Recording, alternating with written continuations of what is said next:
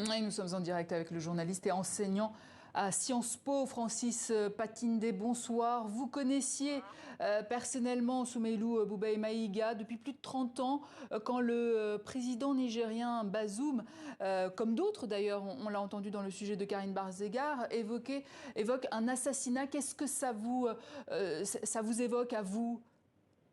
Vous savez, depuis la mi-décembre, Soumeylou Boubèye Maïga attendait le feu vert des autorités pour une évacuation sanitaire à l'étranger. Il y a eu plusieurs interventions, il y a eu un collège de médecins, d'éminents médecins qui ont conclu que cette évacuation était urgente. Il y a eu même le collège des médecins envoyés par le gouvernement, donc les médecins du gouvernement, qui ont eu la même conclusion, qui ont conclu qu'il fallait l'évacuer.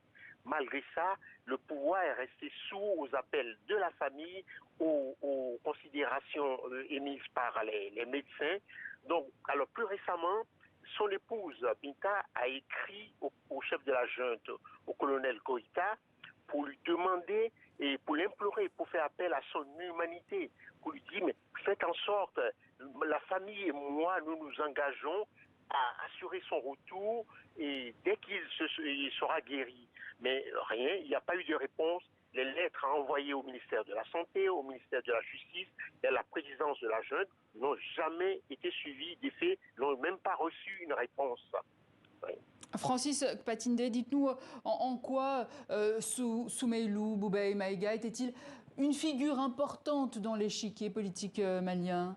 Mais c'est vraiment un des éléments les plus importants de la démocratisation au Mali. Moi, le président en feu, le président ATT, Amadou Toumani Touré, m'avait confié que la première personne à lui avoir parlé d'une possibilité de coup d'État contre l'ancien dictateur Moussa Traoré, que ça a été Boubèye Maïga.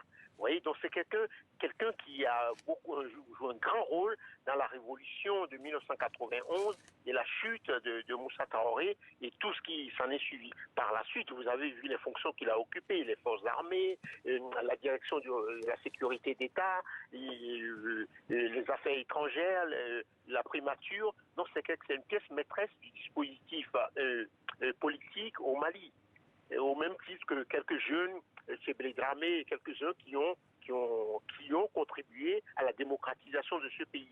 Ce qui est un peu choquant, c'est qu'on l'a laissé un peu crever comme un chien. Vous savez qu'il est entré à l'hôpital quand on l'a extrait de sa prison, qu'on l'a amené à l'hôpital, il pesait 90 kilos. Il a perdu 27 kilos en quelques semaines.